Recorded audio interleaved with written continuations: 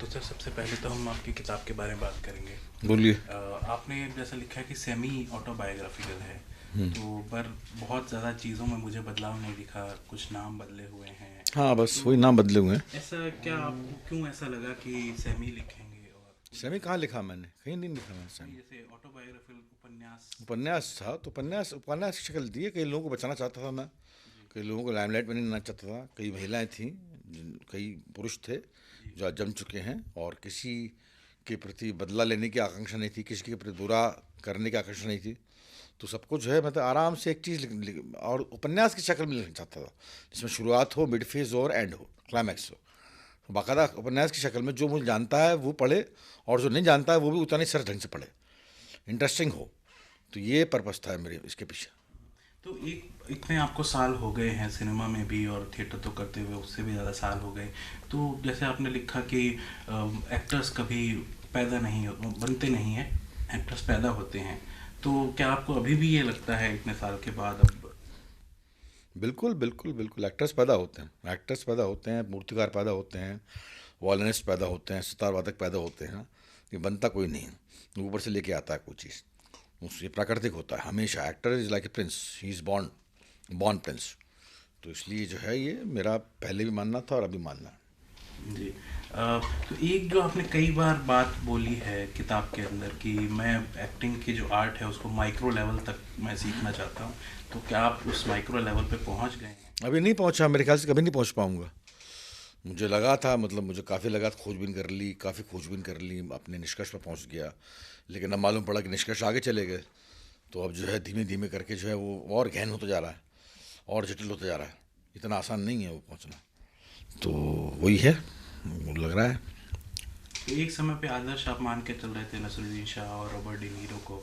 तो जैसा किताब में भी लिखा है कि मैं डी नीरो से हाथ मिला रहा हूँ, मैं डी नीरो से मिल रहा हूँ। वो अब भी है। तो उसके अलावा कोई इस तरह के और कलाकार निकले हों जिनको आप इंस्पायर? ऐसा नहीं, नसीरुद्दीन शाह से भी उस वक्त था, मतलब बाद में वो फैसिनेशन छूट गया।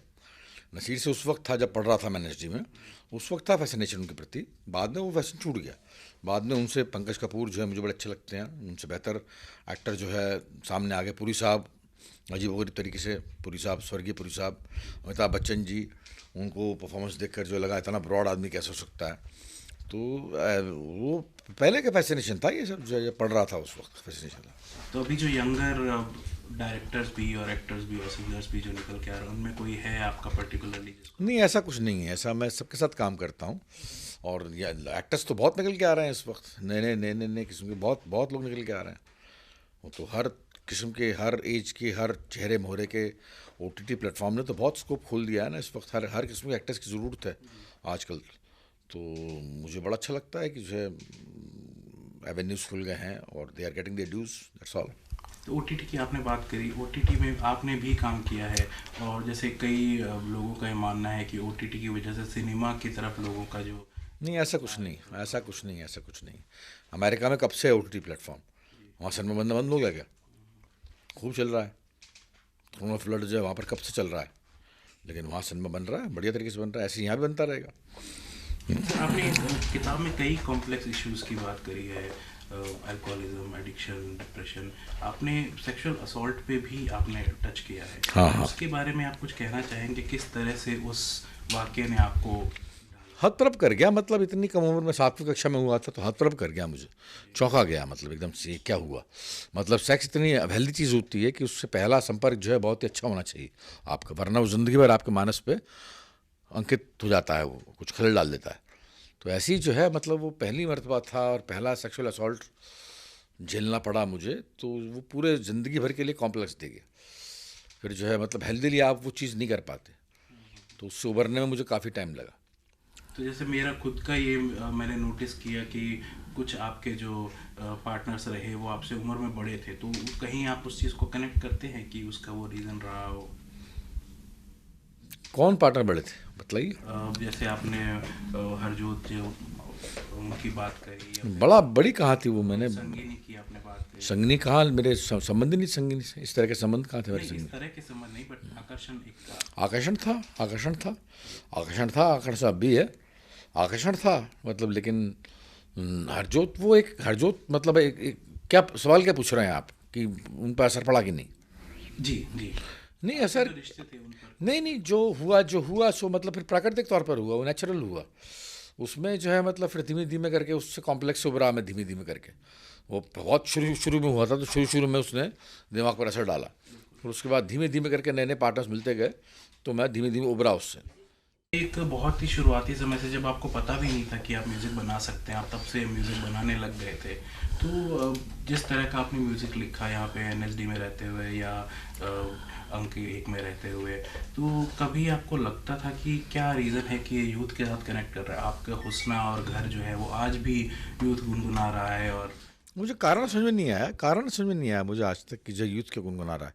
शायद मेरे वक्तव्य ऐसे हैं इसलिए कि जो है मतलब मैं यूथ से जो है बहुत रिलेट करता हूँ, मतलब उनकी बातें कहता हूँ, बहुत रिलेट करता हूँ उनसे, शायद इसलिए वो लोग मुझे पसंद करते हैं। या भारी लफ्ज़ों में बात नहीं करता, या अपनी सरदारी दिखाने की बात नहीं करता कि मैं ये पीयूष मिश्रा हूँ। तो उन्हें जो है इसलिए जो है थोड़ा मतलब बोझा कम महसूस होता है कि हाँ इससे बात की जा सकती है, ये एक्सेसिबल है। तो वो जो है हाथ मिलाने को बेकरार रहते हैं। हालांकि उसमें तंगी बहुत होती है मेरे को, बहुत थक जाता हूँ कई बार।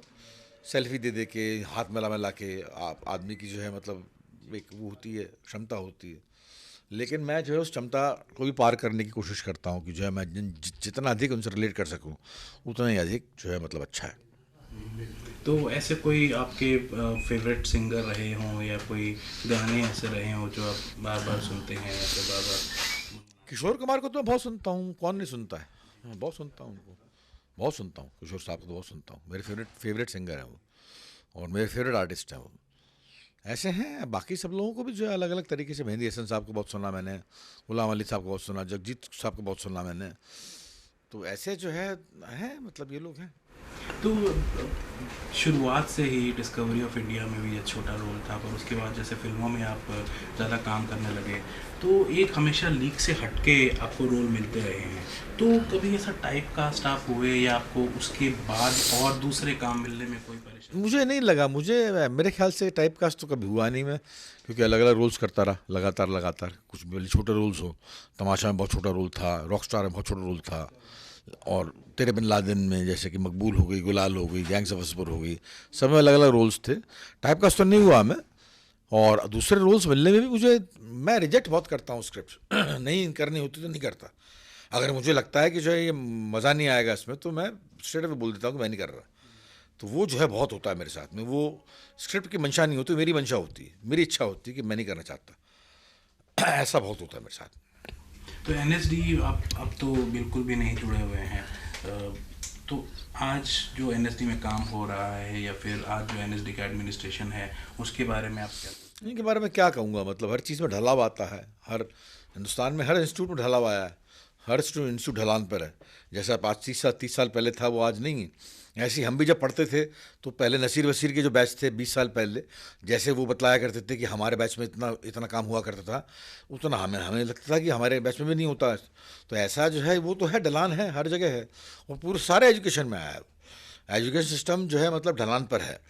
तो ये बड़ी बड़ी दीवारें खिंच गई हैं कैंपस के बाहर, ये जो है मतलब चलन में नहीं था पहले। तो दीवार फांद के कूद के आ जाते थे चाय पीने के लिए, भुट्टे खाने के लिए। तो ये सब चीज़ें जो हैं अब गायब हो गई हैं, अब वो लिबर्टी नहीं रही है जो पहले थी। लेकिन फिर भी जो है इंस्टीट्यूट तो है ही, हमारा इंस्टीट्यूट तो है ही भी, हमने तो पढ़े हैं यहाँ से। तो हम तो पूरे शेर दिल होकर आते हैं यहाँ पर, जब भी आते हैं यहाँ पर कैंपस में बैठने के लिए। तो इतने सालों के बाद थिएटर प्लस सिनेमा म्यूज़िक सब मिला के, तो अब अगर मैं पूछूं कि तुम्हारी क्या औकात है पीयूष मिश्रा, क्या कहेंगे आप? कुछ नहीं, मैं और कुछ काम करूँगा। अब जो ये नॉवल हो गया, नॉवल लिखने की इच्छा थी बहुत। मैं नॉवलिस्ट नहीं हूँ, ना मैं म्यूज़िक डायरेक्टर हूँ। मैं म्यूज़िक डायरेक्टर बने रहना नहीं चाहता, ना मैं सिंगिंग करना चाहता हूँ, ना मैं एक्टिंग करना चाहता हूँ, ना मैं नॉवलिस्ट बनना चाहता हूँ। नॉवल हो गया, एक चीज़ हो गई। अब इसके बाद में देखता हूँ, मेरे दिमाग में फिल्म डायरेक्शन बहुत दिनों से चल रहा है कि वो अभी तक किया नहीं मैंने। वो एक नई चीज़ होगी मेरे लिए, तो वो मैं करना चाहता हूँ। तो वो देखता हूँ कब होता है वो।